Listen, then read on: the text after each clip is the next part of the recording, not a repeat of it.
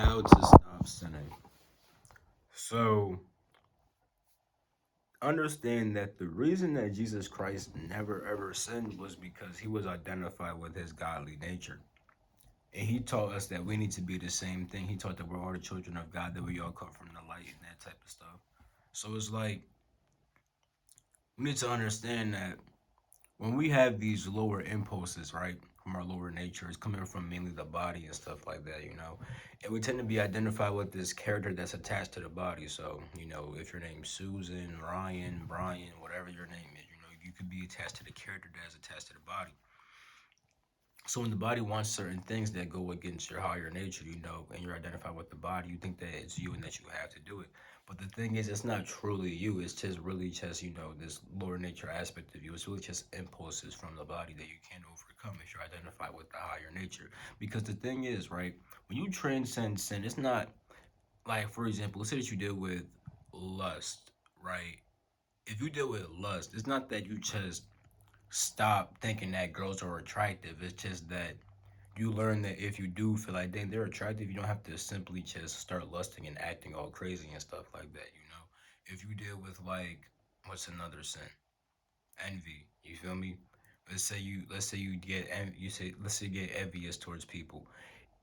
It may not mean that you stop feeling envious per se, but it may, like, for example, you may see somebody who has something that you want, and instead of being super duper envious, you're not like, dang, I'm motivated to get that now. It starts changing in that kind of manner. So it's not that you don't fully experience the emotion anymore, it's just that you experience it in a healthy manner. Like, what's another one? Anger.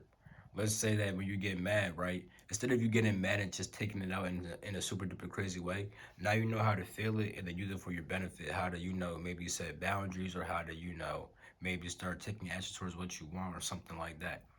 You start doing this when you're identified with your higher nature, not with the lower impulses of the body and of the flesh and stuff like that.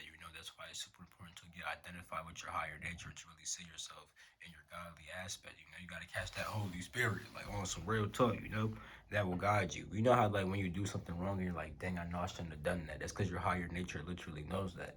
You're just not identified with it, though. You know that you identify with the body and your character and stuff like that. You choose to identify with that lower aspect.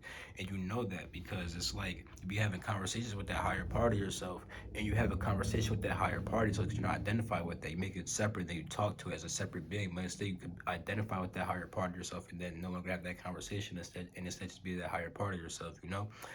It's going to be hard because we've been identified with this lower part of ourselves for so long, with this character, with this body. So it's obviously hard to identify with that higher aspect. But it's like the more and more that we try to, and we actually, when you pray, you're supposed to commune with this higher part of yourself. When you're talking to God, you're talking to these higher parts of yourself that know what they should be doing and are actually aligned with God. So with all that being said, you need to align with these higher parts of yourself, so that we could actually overcome the sinful nature that you have. When you get the impulses, you work with them differently and stuff like that. You don't immediately act off them in a certain way, and then when that happens, they start to naturally change and eventually just wash away. But you need to actually take the effort first, and to actually be able to still feel these kinds of things without acting fully off of them, and just be identified with the higher nature that already knows that it shouldn't be doing these things. You're going to create a certain separation inside yourself, but not because you're the lower nature talking to the higher nature. You're going to be the higher nature that's separate from the lower nature. You see what I'm saying? And that's how you will eventually stop sinning.